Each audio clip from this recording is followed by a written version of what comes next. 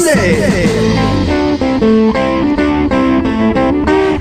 Every Sunday, side by side at the microphone, from the green light to the speed trap, Chris Switzer and Ray Carino calls them as they sees them, and you better believe them. Here, relevant news, biased opinions, and outright bullshit regarding every aspect of automotive culture. Gasp at mechanical trickery never before revealed over FCC regulated airwaves. Thrill to the explosive tension as Chris and Ray cuss each other down the track and barrel roll across the finish line, laughing at certain disaster as they shake hands with the devil. All that and much more this Sunday at high noon on the Motormouth Radio Hour. Call in and speak live with the Wizards of Speed and live feed, Chris Switzer and Ray Carino. Bring the whole family. Kids under 12 get in free. Every Sunday at noon on WHPC. Take the Long Island Expressway to the Meadowbrook Parkway and look for the sign saying no parking on the expressway and no express service on the parkway. Go right on Highway 24 to Garden City. $2 all-day parking includes pit pass. Sunday!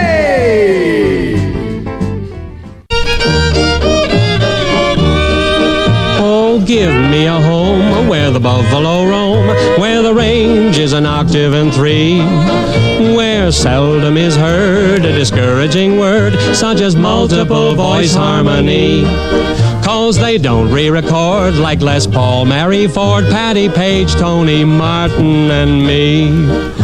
For I am a trio. Or me, or you, or he, or thee, or they, or anybody. You've tuned into the Eclectic Motormouth Radio Show on WHPC today with your hosts Ray Guarino, Chris Switzer, and a little help from Spike Jones.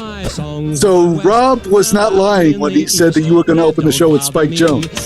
No, I turned to him and said, Rob, look at here's my CD. Wow. I tell you the truth. I'll tell you the God's honest truth, total disclosure on the show. The song I wanted to open with was Hey Gumbada. That's been done by a lot Which is not Spike Jones. Not Spike Jones. Done by a lot of guys. I have it on my phone. I've played it 9,000 times this week. I love that song.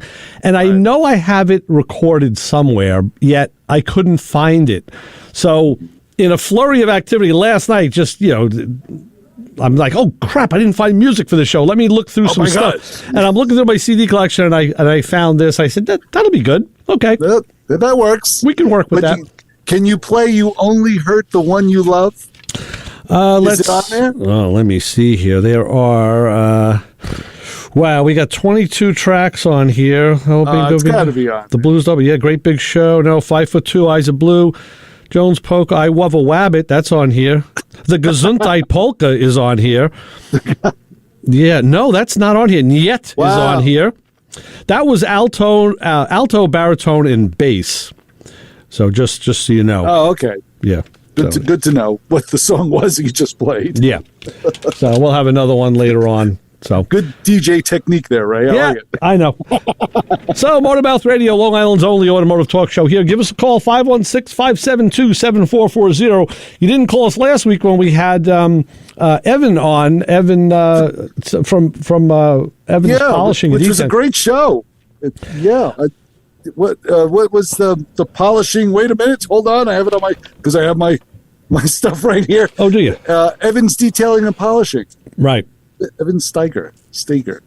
Right. Yes, it was a good show. Right. Very informative. I could still be talking to him if we were on even now. I did get some more products from him this week. I had a big order. And one of the things I ordered was the glass. I forget exactly what they call it. It's a glass coat. It actually fills in. We don't realize, but our windshields and side glass, especially as they get older, like on my car, the glass gets porous, little chips and things that you don't even see.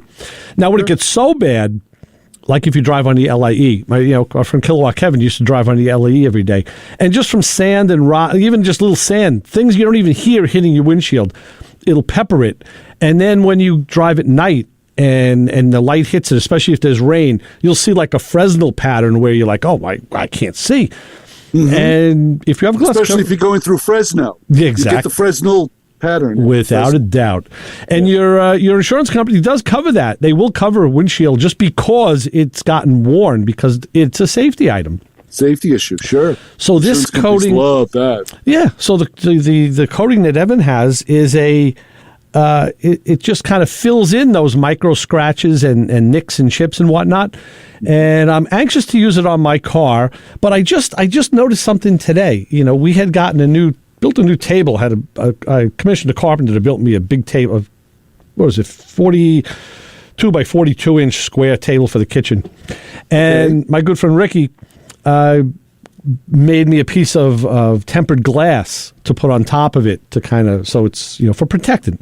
And I just noticed today when I was looking through the room, I saw like some fingerprints and marks on the glass. I'm like, you clean it, but they come back.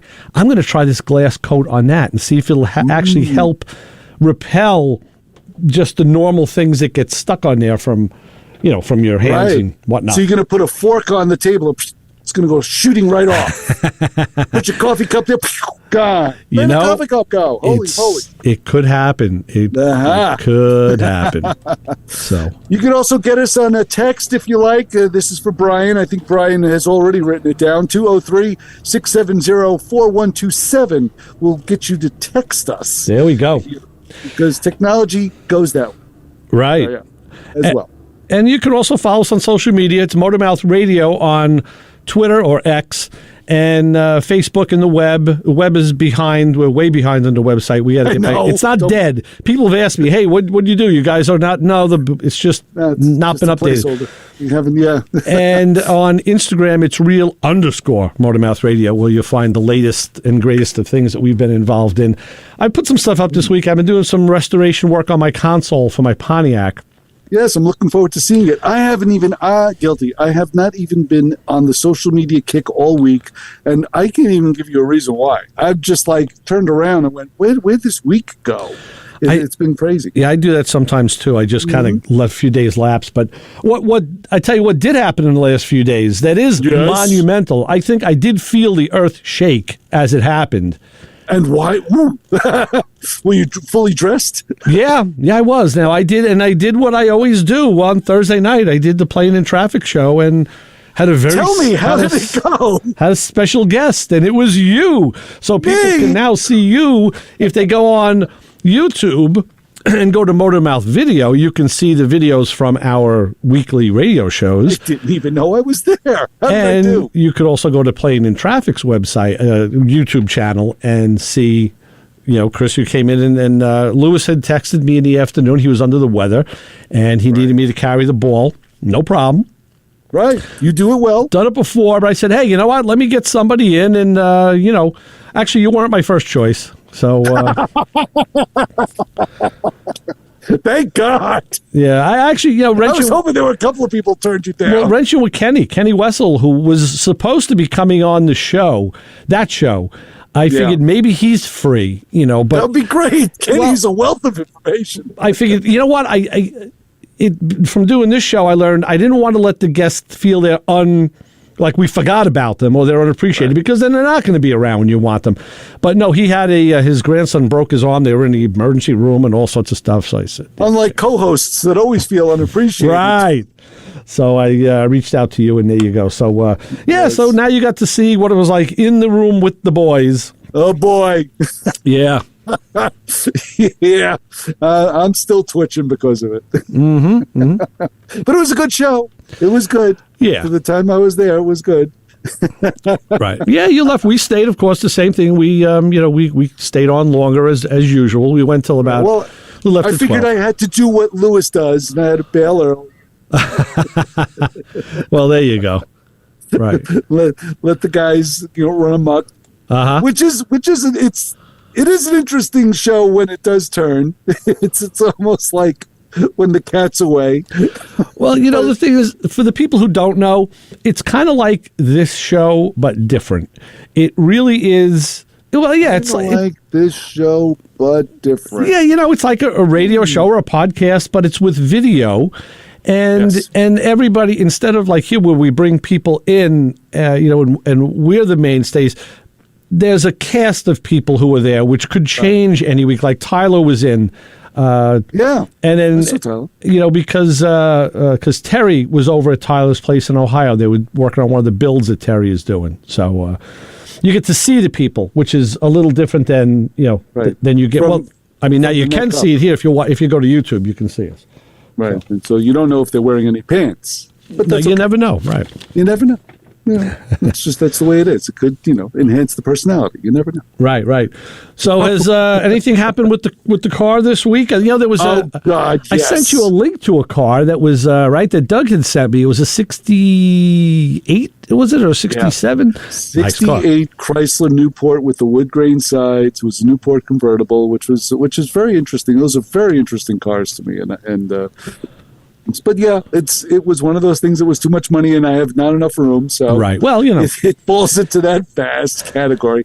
I must admit, I've been looking at vehicles recently, and I've been starting. This may be a little bit of an optimistic statement here, but I'm starting to see the prices come down. Okay. I don't know whether it's because of people are tightening their belts financially, and they just can't afford that classic car anymore. But I've been seeing prices on a lot of decent vehicles. The prices have gone from astronomical to almost attainable. Oh, okay. So I think it's a nice place to be if you're looking to buy something. Obviously, if you're looking to sell something, it's not that hot. But yeah, it's one of those things. These are classic style cars, you're saying, or not regular? Okay. Classics. So it's just some of those things that I'm always looking for big convertibles. That's always been something I gravitate to, and I've been seeing that meteoric rise kind of curve a little bit. People are starting to become a little realistic that maybe they can't get that $50,000 for that Caddy convertible that they were longing for. Right. So it's kind of a nice thing to see that there's a section of people that are coming down to reality. It can't be that there's more product on the market because once they stop making cars, they don't make them anymore. So it can't be that. It can't be supply and demand. Mm-hmm. It must be that maybe people aren't ponying up the bucks that the sellers are asking for because they watch the auctions on TV. Well, the auctions I don't think are a accurate portrayal of what moves the prices of normal average vehicles nowadays. I mean, you're looking at like the creme de la creme. I agree with half your statement. I don't agree. I agree that it's not what moves the whole market, but it's what moves people. And they say, hey, I saw a 69 Charger, go for 80,000. So my Charger, all right, at least it'll go for 40. No, your car is like sitting in a lake somewhere. Your car is like maybe a $10,000 car. But people, I've heard it time and time again. I saw it on the auction. This car sold for so much, so mine must be worth, Right. So yeah, I think it drives people in a fantasy world kind of way. So, and there's guys that buy. There are guys that buy. They do that. Oh yeah. They're. I like to say in a nice way. I like to say they're insane enough to actually pick up a car like that, which is fine. There's nothing wrong with that. I saw a 61 Chevy convertible that was online this morning. There's a site I go to called barnfinds.com, which is very cool. Very popular. I always enjoy them. I always get a good chuckle out of a lot of the stuff that they have available. And this car it said it was rusty. Uh-huh. It was a 61 Chevy. You could tell they pulled it out of a river somewhere. And I can't call it rusty. I could more or less call it gone. You were buying 2/3 of a vehicle, maybe even 1/2 of a vehicle, because there was no floor pan. All you saw, other than absolutely no vinyl top, just the framework. How about one of these? When you looked inside, there was a dashboard. That's a 62 Chevy. Yeah, Dougie knows what I'm showing you. These pictures are fresh out of the UD as of yesterday. Here's a car that I see a V8 emblem on that fender. Yeah. That's an SS. Here is an SS 62 that has a V8. That's pretty solid. It's a V8. Now, we were talking about whether it was a 283 or a 327. I'm thinking 283 with a two-barrel. Yeah, probably 283. But the car is a factory air car. Mm. It's got that blue and white interior, beautiful. The bucket seat interior, the blue tinted glass. Right. The owner early on converted it from a 2-speed automatic to a 4-speed. Okay. But Doug, I'm not a fan of a Power Glide, so I personally like that choice. So Doug was saying when he looked it over real quick, or real closely, it was done right. Like you can see there's a console in it. It was done with factory parts. But he noticed that when he looked now at the firewall, like where the clutch rod comes through, all that was done right. It wasn't butchered or done with a hand grenade. Oh, so it's a 4-speed AC car? It's a 4-speed AC car. The rear was changed for better gears, and this car is now currently for sale. And Doug and I were both saying, there's a guy, Doug's going to list it, and there's a guy that I know who says he wanted the car, but he hasn't come to look at it yet. And now after seeing the pictures cleaned up, I told Doug yesterday, I said, I think I want it. And he says, yeah, but you got to get behind me. I was like, well, you win. What am I going to do? You win, brother. You win. You know what? It is one of those things. You're going into like my side of the atmosphere here. My side. I love classic cars that are like gentleman vehicles, that are cars that you can just get in and just float. It's a highway vehicle. You can have a conversation in the car. It's nice. It's just a nice place to be. Those are the cars that I like, where it's not an assault on the senses. Not that that's not a bad thing, but that shouldn't be the only thing. Sure. That's the way I look at it. So yeah, that would be a great compliment to your GTO, which is, to me, an assault on the senses at times. Could be. Well, you haven't been in it in a long time. It's changed a lot since you saw it last. And there's a video the last time I was in it. Well, that was when the car was the way I liked it. Rough and raw, primed. I had no interior in the car. I had 2 seats. No door panels, no carpet, no nothing. And it was great. It was great. Totally different. Totally. I mean, now it actually is more, it's nice to be in. You know, the interior is nice. Thinking about changing the carpet color, by the way. Why? Just on a whim. I'm just my styling eye. I'm thinking, because the interior in that car is GM, do it all in black. Like Ford or Chrysler did everything in some pumpkin color or like green. Right. No. So black dash, black door panels, black carpet, black seat. No. So I'm thinking about in those years they had a light. It's like a gold. They call it gold. It's like a gold colored carpet. Mm-hmm. I'm just thinking, if you throw that in there with the gold of the car, and literally all of the carpet you see, because of the seats and the console and the floor mats, is sections of it. You don't see the whole carpet. I'm thinking that might just make it pop a little bit more. Might make the interior just jump out. It's so funny because I just took the gold carpet out of the Chrysler and put a black one in. Right. Well, the rest of your car is green, so inside. Yeah, well, I call it multi now. It's got a green car with a gold dash and white door panels and green seats. It's like Kermit went to the buffet and ate too much and it exploded inside that car. I'm just finding parts and just slapping them in there. It's like, whatever. What color is it? Who cares? Throw it in. I'm actually going to do the kick panels under the dash. They're all scraped up. For some reason, one of them is all scraped up on the passenger side. It's not like it's damaged, just that the paint is flaking off it. I'm going to shoot those black.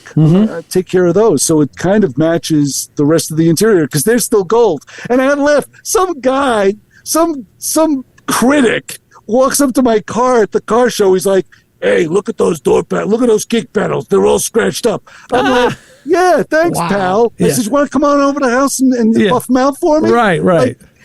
I told him it's a work in progress. That's funny.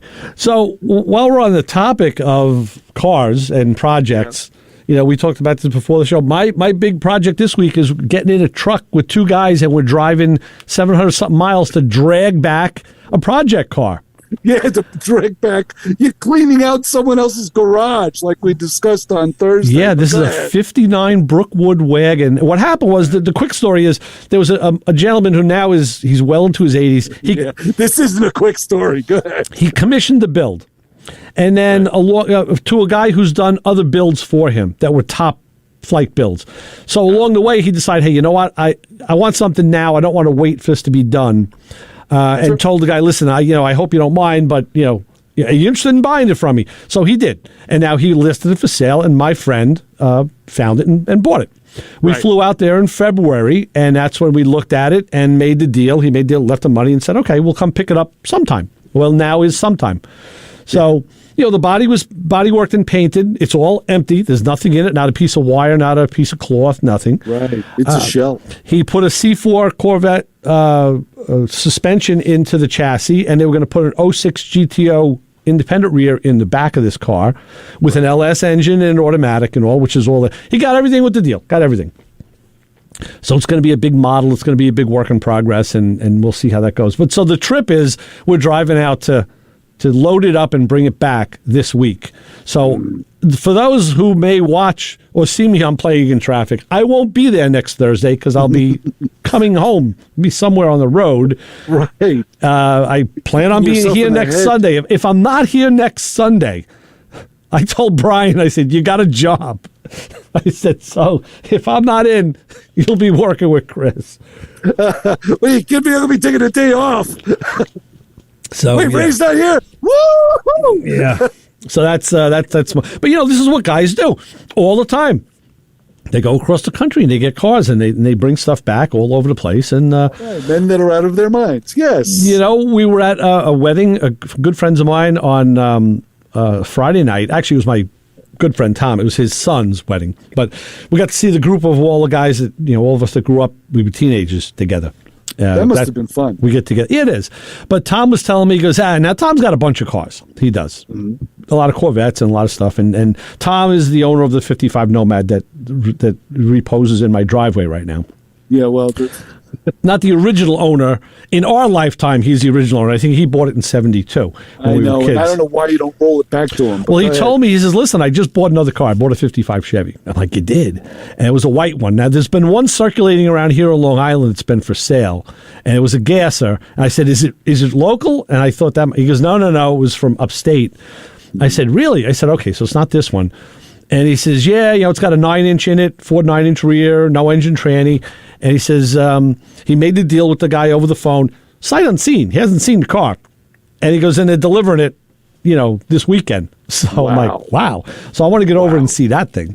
Because take the other Nomad with you. So this stuff happens all the time where cars are bought and sold and transported. It goes on every single day. I know. Right? It's just... To me, it ruins the appeal when I have to go across country to go get it and drag it back. I'm sorry. You know what? That's where you're wrong. That's where you're wrong. Okay. I don't mind taking a couple of brickbats. That's where the story comes in. It's the best. Yeah. No, I'm telling you. I'm going with my buddy. I'd much rather avoid. I'm going with my buddy Chris and our good friend Mike from the shop, from the body shop. Right. And, even though I know the two of them, I'm the common denominator between the three of us. I think Chris and Mike had met maybe once or twice. They're going to get along fine. I'm sure. And everybody's kind of the same. We're all of the same mind. So it's going to be the story of the trip. It's like we're going to have this road trip now that like the ones that we've talked about in the past that we've all done. And then that's kind of what it's all about. It's like, you can go out at night and spend time with your friends in a bar and maybe get a story out of it. Well, we're going to get some stories out of this for sure. So I'm sure. I'm looking forward to them. Let's put it that way. Me too. I'm looking forward to them. Me too. As I'm not driving in a truck, as I'm not sleeping in a hotel room, as I'm not loading up major pieces of metal. So you know what? I'm bringing cash with me because I'm hoping this guy's going to have other stuff that I may want to purchase myself, and I'll bring back some parts for myself. But if you have taken a road trip or want to take a road trip, give us a call at 516-572-7440 and tell us about it. We'll talk to you about your trip. And I'll do my best to try and talk you out of it. Exactly. But see, and I'll encourage you. I will encourage you. And that's why, when I asked Mike if he wanted to come, let's face it, all of us, well, not all of us, but Mike and I especially, we're kind of, we don't really go out. We're not really outgoing. We don't do a lot of extra stuff. Like, you're not outgoing? No, not like some of my other friends are. Wait a minute. I stick close to home pretty much. Have we met? I stick close to, have we really met, I guess is the question. I stick close to home. I'll do things in my area. You do. I like being back home. I like being in my chair at night. That's how it is. Exactly. That's why this isn't a national show. Well, if that sort of took, I don't know. No one gave me the notes. I didn't know that. But but Mike is kind of the same way. And when he agreed to come, I said, "Wow, that's really cool." Yeah. Because now we have something to talk about. So we also have something to talk about because we have a caller. So we'll go to the phones and say, "Hi, caller, you're on with the Motor Mouths." Hey, Ray, Chris, it's Glenn. What's happening, Glenn? Hey, I Glenn. haven't spoke to you in a bit. I know. But trying to listen here and there, and actually on my, my radio in the garage here, it's like staticky. But I got the internet, figured that part out. So I'm working on my car. I got to say this, the thing that's sad about that is you live in Freeport. I mean, Freeport is it's 7 miles from the station, and you can't get it. I know when I drive through Freeport, the station gives me this wonky signal. It's like, yeah, you'll probably have better reception on your road trip. Yeah, dialing in local stations, but you got the internet here and there. Even that sometimes doesn't work. But that's right. Yeah, I'm trying to get some stuff done, and figured I'd just call quick. What are you doing? And so I'm finally putting in these A-arms, the upper and lower QA1 tubular A-arms I have. Nice. And your Camaro, right? You have a... Yeah, that were sitting in the trunk for however long. It's what happens. Right. So Sure. I put the one side together on the passenger side, and the castle nut on top of in other words, the lower ball joint, what I looked at. I said, all right, let me put the nut on, and it says, wow, it goes right past where the cotter pin would, keep the nut once you torque it down. Yeah, yeah. Okay. And I says, that doesn't seem right. So I review now. These parts I bought like 2 years ago. Yeah. Typical, right? I should have put them in right away. Anyway, I referenced. I said, well, I got the right ones. They fit right in, and they say on their website to put a washer there if that happens. I read through this morning as I was getting ready. I said, that doesn't make sense to me. The washer under the nut. Under the nut, yeah. Now, wouldn't that affect, or could that affect, in other words, you have to torque everything down. Well, that's going to bring the nut closer to where the taper is, where the cotter pin goes. Correct. Now, in other words, no, the taper on the spindle will be the same. In other words, that's seated where it is. But yeah, but I'm thinking, is that really, should that be? So I don't know why you do that. The nut does thread onto the taper of the ball joint, correct? Just looking, let me get my glasses. I poked my eye out. Looking at this, let me look at the one that's not in the car yet. That is kind of odd when the castle nut goes past the hole in the threaded stud. Well, the ball joints are sometimes tapered, so it gives you like a lead in, and then it grabs and you run it up. Indeed, that's what it is. So now what I had done, because the OEM ones, in fact, I think this is the last time you had helped me when we were at North Shore Tire. We put these springs in all them years back. That's a long time. That's in the 80s. Wow. Yeah. Yeah. No, I think it was maybe late 80s, because could be late 80s. Yeah. Glenn, how long have you owned this Camaro? The Mustangs and whatever, and right. Every car got Kelly tires. Right. That's right. At the time. Kelly's a good brand. How long have you owned the car, Glenn? Oh, this car I've had since 89. Wow. Yeah. Long time. So what I'm looking to do is basically replace the stock stamped OEM with all the better goodies, and a good portion of it probably was never touched, meaning potentially like original, the bushings and the lower A-arms for sure. I think I did the top ones. Right. But that it just, I look at this and say, wow, it does go past, and I says, well, maybe I have to then use they gave you all the hardware, the washers and so forth, and I'll put it back on again and put the washer in, which I did now. I reassembled everything, but nothing's tight. I would do that, and I would run it up and tighten it and see and make that judgment call. As long as you're firmly into the threads on the ball joint, and you can can put the cotter pin in, I don't see any problem with that. Yeah, so it just, from what it was stock, like I just fought the other side to get everything apart. It's filled with grunge and grime. Yeah, yeah. And I pulled out the old cotter pins. I said, let me rip them out. And that's always, but it's just a pain. Right. I got them out. And I said, all right, well, I know what I'm going to do is compare the height of the actual, the ball joint itself, the new ones to the old ones, and see. So based on what I have the correct part. And and nothing's getting, can't return anything. And I says, just kind of concerned about that torque in the end. Okay. I want it to ride nice. I don't want to have any noise or clunks. Glenn, I'll tell you, you're going to need let me ask you, because I didn't use, I used QA1 shocks, but I used Global West control arms. And I remember you had said that. You got the Global stuff in the GTO. Yeah. Now, they're called a negative G. It's a negative G suspension. Meaning what they did is they changed the camber rates through the control arms. Yes. To keep the car flat. And I tell you, the car is literally 90-degree turns, but you need to use a different set of alignment specs. So if you have... That's on the back page here. Okay. All right. I have it right here. So they say you got to go to your local shop and then give them this. It has all the camber caster, cross caster, and toe. If you don't have a guy, I got a guy for you, because you need someone who's not going to go in and look up 69 Camaro and use the stock specs. Yeah. And I'll tell you this, I will guarantee you, as long as your tires are up to it, you're going to feel like you're in a new car. Well, the tires I had done some time ago, and I got those aftermarket rims. They look nice, right. U.S. mags with the Nito 555. That's what I have on the back of my car. Yeah, the Nito. Yeah. So I'm expecting a very good driver. Is what I want. You know what? You got to come out to the Master Grill with us on Monday night in Massapequa. We're going to go this Monday again. We cruise out there. It's a cool bunch of guys. You should check that out.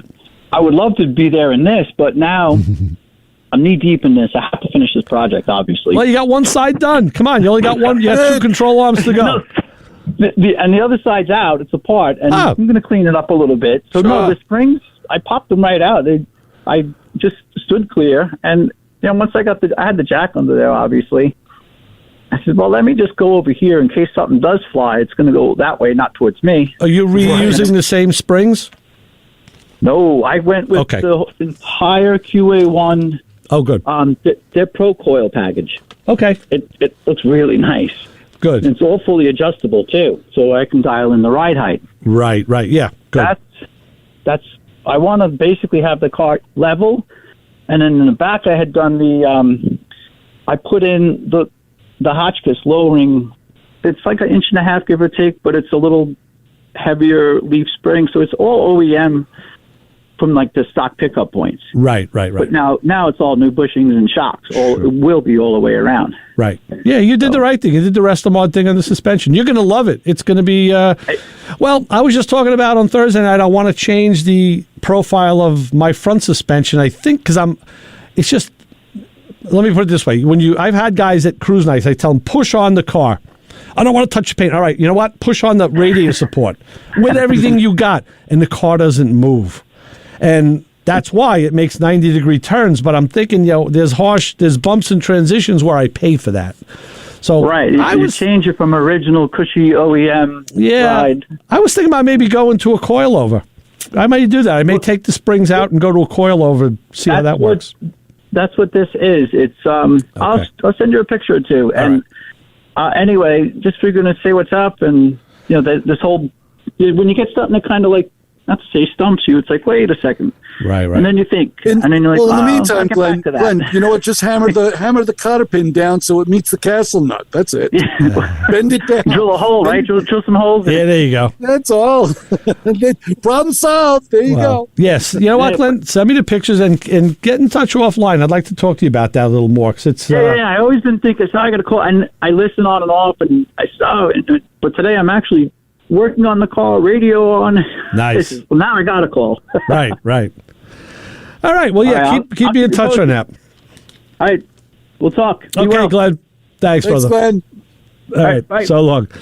All right. That's good. Old Glenn. I know him for a long time. That's great. I'm glad to see he's finally, now he's doing his car like in stages.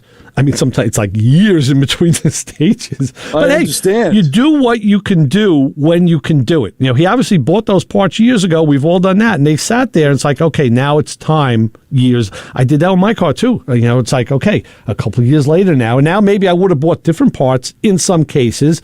But do you use the stuff you already paid for, or do you spend more money?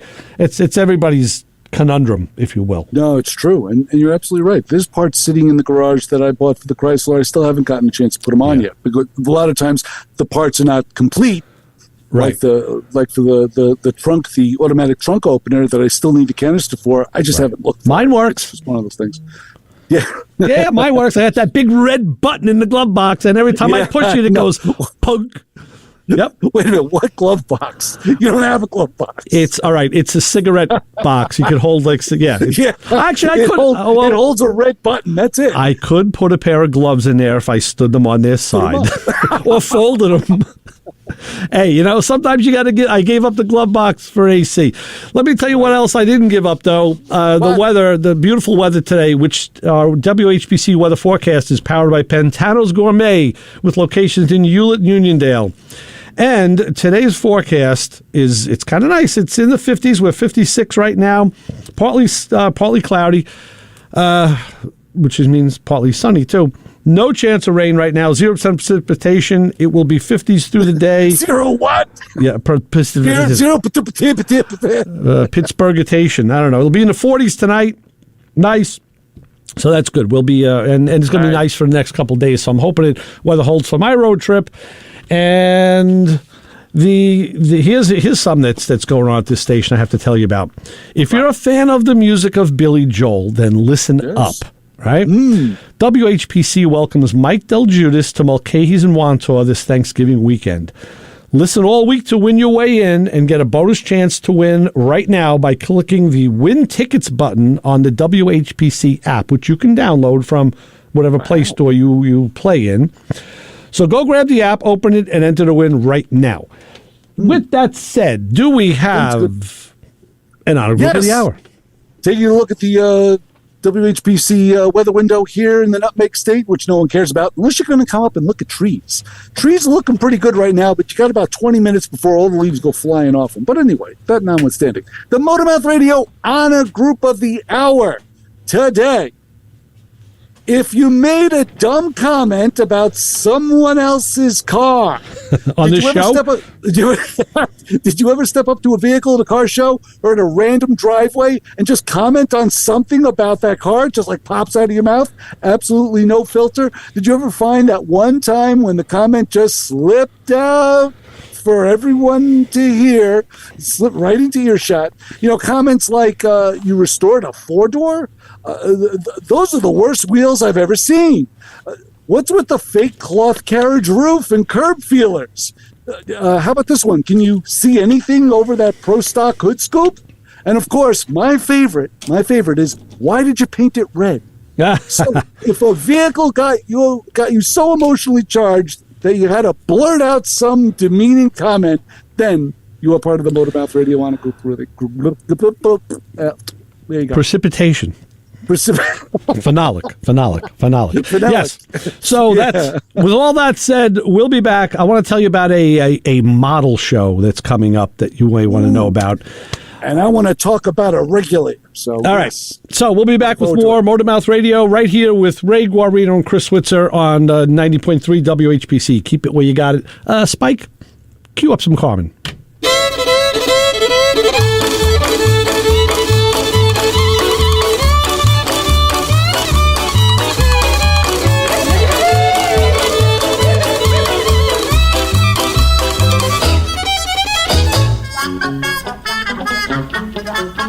We'll be back with answers to your car questions. Give us a call at 516-572-7440. Oh, I should have said the Motormouth thing. This show on 90.3 WHPC is brought to you by CarStar Celebrity Chase Collision, with 2 locations in Limerick and Oceanside, who remind you that New York state law says you always have the right to choose which shop will fix your car. CarStar Celebrity Chase Collision offers a full range of services, 24-hour towing between Montauk and Manhattan, shuttle service, and they can help you with a rental car arrangement if needed. All repairs include the CarStar Lifetime Nationwide Warranty, ensuring that the experts at Celebrity Chase Collision are always on your side. Y sí, hablamos español.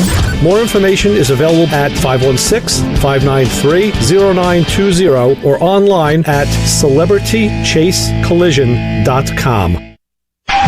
You're listening to the Motor Mouth. Hey, Ray and Chris. Did you guys read my mind? Okay, I appreciate you having me on. Wow, you guys finally figured it out. Motor Mouth. This is great. No more foolishness. I miss my paisans. You're a funny guy. I've been waiting for Sunday just to ask you guys this question. Our trained staff of 2 will help. Well, good afternoon, guys. I need a little advice.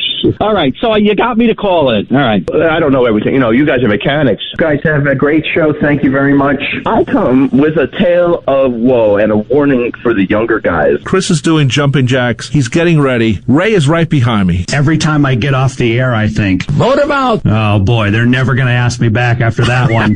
Yeah, this is a collect call. How are you? Quite frankly, there are better things to do with your time. Oh, I probably called the wrong number. I was trying to get a hold of Ray. And I wake up screaming. So I'm very happy to listen to your good advice. Yeah, I want to know what the is wrong with my car. You know, break it down for us car guys. All right, see you next weekend. Motor Mouth. I know you guys usually speak Guido, Right. and now you're talking Pinkel and Yiddish, and this morning I happened to listen to the rabbi on your station. So it's all, you know, I guess today's Yiddish then. Right. There are answers, sometimes correct ones, and we may have them. Motor Mouth Radio, 90.3 FM, WHPC. Motor Mouth. Hey, you, get over here. Every Sunday, 12 to 1, you are going to tune in to hear the Motor Mouths, my friends Ray Guarino and Chris Switzer. 90.3 FM, WHPC. You might learn something. You might learn how to play a classy horn like that if you listen. I think we should have this music all the time. This is This should be our new open. We should just bed this music and just do the show over it, right? We should just like.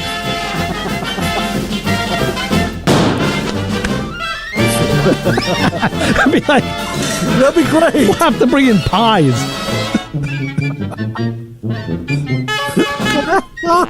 Nobody did it like Spike Jones, let me tell you. Yeah. Not Quincy Jones, not Fred Jones, not any of the Joneses. No, that's for sure. Yeah. Anyway, you're back with Motor Mouth Radio. Ray Guarino, Chris Switzer. We're here, 516-572-7440. Give us a call. Tell us about your stuff. You know, the model show can wait for a few minutes. That's going to happen in a couple of months, so I got time to talk about that too. Okay. But let me squeak something in on you.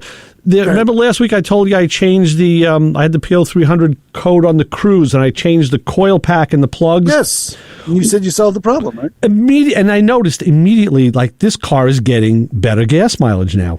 Oh, yeah. I believe it. I went up at least, that car was like in the mid-20s, 25, 26. I drove, I looked at the instantaneous the other day, it was 31. Now that car is getting like 4 miles to the gallon better. So on Thursday, after you had left, and we got to the real subjects, Brian and I were talking about this, and he said, oh yeah, he had the same thing with his daughter's car. And he says, we kind of came to the joint conclusion that maybe as part of service for a vehicle, you should just change the coils and plugs like every 80,000, 100,000 miles. Really? And, well, because it's not called for. The plugs are. No, it's not called for, but that is something that I do as well. I go, why would you change one coil? Change them all. Well, right. They're all going to go. Right. But I'm saying maybe not even when there's a failure. We were thinking like maybe at 80 or 100,000, let's buy a coil pack and some plugs and we're going to do the plugs anyway. Let me do the coil. And maybe we're onto something. That was never in the lexicon before. I never heard anybody talk about that. I am certainly going to do it on the Mazda. The Mazda's going to, we're not coming up to 100,000 miles, but we're certainly in the 90,000 mile range. And I'm going to be marketing myself for a set of coil packs for that car. Right. I did it on the Compass when I had that Jeep Compass. I did all full coil packs just because the car reached 100,000 miles. I said, you know what? Drop them in there. What's the big deal? Okay. I think all 4 of them came out to, I bought them from a dealer. I think they were about $200 for all 4 of them. And I thought that's a tow home. And I went I bought the coils and plugs through Amazon for the Cruise, and I got a name brand, and I was like, it was $116. Mm-hmm. So there you go. No, I totally agree. And yeah, you have talked me into getting the name brand because there were times I tried to cheap out and it just didn't work. Or at least a name brand, yeah. Yeah, and this is where I lead into the regulator story. Thank you for giving me that great walk-in. I went and I think I told you, I had a regulator on the Chrysler that was cooking the battery. Yes. It would swing all the way, the gauge on the dash would swing all the way to charge. Voltage regulator. Like, that's not good. Right. And literally, when you pop the hood after you shut the car off, you heard the battery boiling. It was bubbling. Sure it wasn't your stomach? That's what's happening because mine's getting, I didn't really eat this morning. I was like, slept a little late. There's no one home, so I slept late. The cat didn't get me up. I had coffee and a yogurt. Like, you had no one there. There's no one there to cook for I know. I need lunch. I'm getting a little hungry right now. So I actually checked it all out, found out the regulator was bad, and I swapped it out with a cheap regulator that was solid state. I thought, you know what? I'll get this $20 solid state regulator and I'll drop it in there and I'll see what happens. Let me ask you a question. Because you keep saying solid state like that's the bad thing. Well, it's the. Here's the thing, and this is my Tell theory. me the thing. This is what What's I want to bring up to you. Yeah, go on. I put the solid state. Here we go again. Regulator. Uh-huh. It runs fine for about a week. Yeah. Then next thing you know, I get in the car recently. I got in the car, started it up, and I noticed that I looked right at the gauge. It wasn't moving. It was staying in the middle. Yeah. And then I noticed that it was dipping a little bit. It was staying on the discharge side, but a very little bit. So I start putting a load on the alternator. Turn the lights on, turn the radio on, put the antenna up, go through the whole thing. Now it's really swinging. So I go and test it, and it's only putting out at the battery 12.15 volts. That's too low, yeah. Right. You should be around that point. You should be up almost around 13.6 or so. Yeah, exactly. And I totally agree. Where the other regulator was putting out a steady like 16. Well, that's unregulated voltage. That's bulb popping voltage. That was it. Oh yeah, the headlights were the brightest I ever saw them. It's Christine. Yeah, it was. It was definitely a 58 Fury. Right. So now I said, you know what? Let me check it again. Of course, I go through the setup again, find that the regulator's bad. I'm like, let me just go get a real regulator. Okay. So I bought an older style, original coil type with the regulator you would find a mechanical one, yeah. A mechanical one, yes. I dropped that in there. The darn thing is fine. Oh, wow. Okay. Hey, listen. It only cost me $5 more on eBay than it was new old stock. There's good, there's bad, there's all sorts of stuff. Let's go to the phones and go to the fun and say hi. You're on with the Motor Mouths. Hey, guys. Good afternoon. How's the weather in New York today? It's a nice, beautiful, the way I like it, like 52 degrees, but it feels a little colder. Oh, yeah. Well, we were 52 when I woke up at about 7, and now we're like 82. All right. It's about the same here in the nutmeg state, Skip, but no one cares. Yeah, I hear you. Quickly on the QA1 coilovers. Yeah. I have them in the 57 Nomad. Okay. I absolutely love them. They're phenomenal. I had the Carrera coilovers in it originally, but they had never been adjusted properly, and they bottomed out, and they broke the mount, everything else. They were just a disaster. Yeah, that's not So when we pulled them out, we replaced them with the QA1 coilovers. I got them through Jegs, and what a difference in the front suspension. I've got such a beautiful ride in the front end of the car now, where it was hard and just terrible before. It rides like a regular car now. It rides the way it should. Oh, it's good to know. Highly recommend them. No, with the QA1, that's a heavy car with a big block. So yeah, with the QA1, I mean, you're at the top of the chain. You're at the premium cost point too with the QA1s. Right. But there's others. There's a company. A few of my friends have used it, and damn, it usually pops right into my head, and now I can't think of it.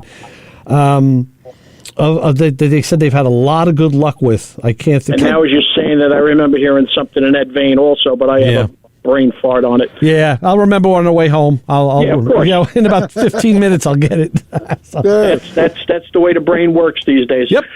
On another quick update with the motor for the Nomad, you remember the issues with the 454? Yeah. I don't know where I left off with it, what I told you, whatever, but just a quick encapsulation. The Edelbrock carburetor had been dumping fuel. Uh-huh. It kept washing the cylinders, and it totally destroyed the motor. What happened was it took the cross-hatching out of the cylinders, plus it put horizontal grooves in the cylinder walls. Oh, wow. The rod bearings were wasted. They were gone. The mains were good. The cam was good. Everything else was good. So the motor has been totally machined. It's been 30 over, so now it's a 460. The hardest part was finding pistons for it because that's the ZZ 454 crate motor, and they're particular to that engine. And they had the guy said he found like the last set. I don't know where he looked, where he found them, but that was maybe that's so he could charge more. I don't know. But the rotating assembly's all back together. It's going back together now. On Monday, it should be finished up. The intake was on it, and it's coming out great. And they keep promising me what a beautiful bulletproof motor it's going to be. And this time around, I'm going with what the GM High Performance package recommended, and that would be a Holley 770 CFM carburetor. That seems to be the bottom line decision so far, and the difference is whether it's going to be a Dominator, a Brawler, or the regular Holley, and what's available and where the pricing lies and what have you. I heard a lot of good things about the Brawler, but I really got to say, this is the car that just doesn't want to be finished being restored. Now, you're exactly right with that, and I had a major discussion with the guy, Mike, yesterday, who had the car up on Long Island for a year, working out all the bugs and making it to where it was a totally restored running car. And now here I am on that merry-go-round again. Right. And I've been assured again this time that this is going to take care of everything, and you're going to have a totally turnkey, trouble-free car. This is the purple Nomad? Yes. Yes. That's the one. Yeah, you're right. This car does not want to be restored. I remember this car 20 years ago. This car's reminding me of Christine, but in reverse. Yeah, exactly. No, I don't want that motor. This car doesn't want to go. Yeah. And the thing was, if you remember originally, the 396 I had in it, when it was in the body shop, they kept running it without oil pressure, and they spun two main bearings on me. So when I got the car home, it sat for a year, depending. I was trying to decide what to do with it. I was going to sell it at one point, and I said, no, I can't do that. I'm too much into it. So that's when I went with the ZZ 454 crate motor, thinking this is going to solve all my problems, all my issues. I'll never have to worry about a motor again. Yeah. And the reason this went into the shop was I changed from the Turbo 400, which is a great performance transmission, but I wanted the overdrive, so I had a 700 R4 built by a tranny guy with a heavy-duty converter and all. And in the process of getting all of that done, that's when I did a compression check on the motor and found the issues, and now I'm waiting for the reassembly and get it back on the road with the 700 R4, and hopefully be able to drive it a lot more than I ever did, and hopefully be able to enjoy it trouble-free, I hate to say. Well, yeah. I tell you what, I like all the choices. I'm with you on everything you've done. The only thing I think that I'm a little... I wish you would have gone the next step is with the fuel injection, because I think you would have absolutely loved it. Now, you see, that's what I was going to do with this particular build when I was having the motor redone. This shop is known for doing all the fuel injection systems, along with they do all LS motor conversions. That's their big deal. Mm-hmm. So the first thing I said to him was, knowing this was a carburetor issue, knowing how shy I am now with another carburetor, for Christ's sake, and I've had them all my life, I'm thinking of the fuel injection. I said, I was going to do it up north if I had stayed up there because of the drivability and the no choke and all of that and starting and whatever. I said, came down here, figured, I never need it because, I don't need a choke down here practically. Right. So he says, you know what? I'm certified in these things. I do them all the time. He says, I'll tell you right now, it's usually a 50-50 deal. You either love them or you hate them. They either work great or they work like crap. He says, I've had more problems and issues. He said, I would steer you away from it. I don't recommend it. I'll tell you what, I got to argue with that. I really do. We've talked about this, offline. We talked about fuel injection. I mean, I did mine. If I could do it, you don't have to be a rocket scientist, obviously. But now Holley came out with the Sniper 2. And some guys like Phytech. That's a great system also. Smaller company, independent. But there were maybe 6 to 10 issues with the Sniper that people were having repeatedly. Holley now worked all of those out with the Sniper 2 and said, now we have the bulletproof bolt-on, blah, blah, blah. So all the people who kind of worked it out. Now, I was lucky the stuff I bought was used, and I didn't have any of the problem. Well, I had one small problem, but none of the problems that were on the major top 10.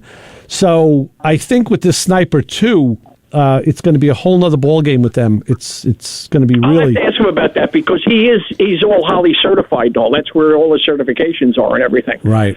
And those are the units that he usually used, the Sniper. And I think part of the problems were electronic, if I'm not mistaken. It is. I mean, we could get into this. We don't have time now. We're at the end of the show. No, I understand. There's a lot of RFI issues, and most of it, from what I've seen and learned, was user error. Even the guy that had the stuff that I had put it on and hated it.